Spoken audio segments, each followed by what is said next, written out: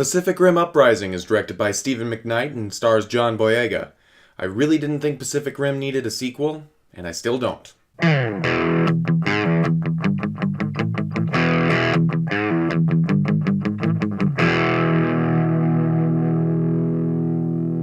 Pacific Rim Uprising is about 10 years after the war against kaiju.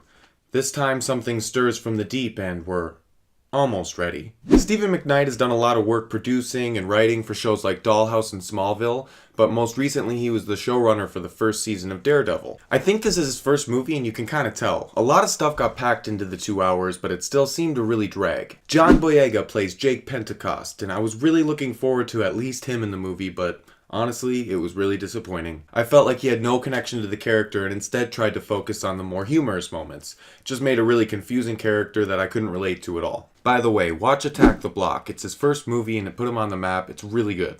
Kaylee Spaney plays Amari Namani. This is her first movie and I really liked her character, but throughout her acting was pretty subpar, and honestly, her character wasn't properly developed or utilized. That was a problem for me throughout the movie too. A lot of characters felt really weak, like they were only used for major plot points. Uprising was written by a small crew of writers who have each worked on different television shows, small indie projects. I think the guy who worked on all the Maze Runner movies was part of it.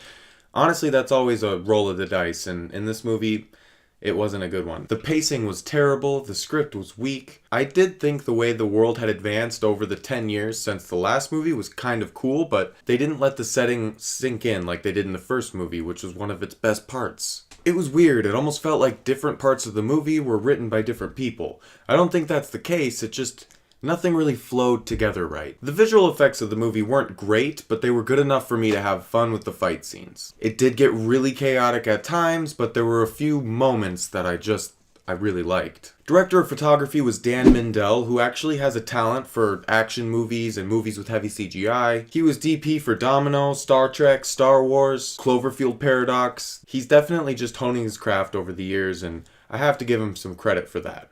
I honestly really liked the music in the movie. It was just a little bit lost in the action sometimes. The composer was Lorne Balfe, who did the Florida Project, and he actually wrote a few songs for the movie Churchill last year. He was really good at keeping a strong momentum moving forward from the first moment to the last moment of the movie, but like I said, some of the action was just so loud you couldn't quite appreciate the music.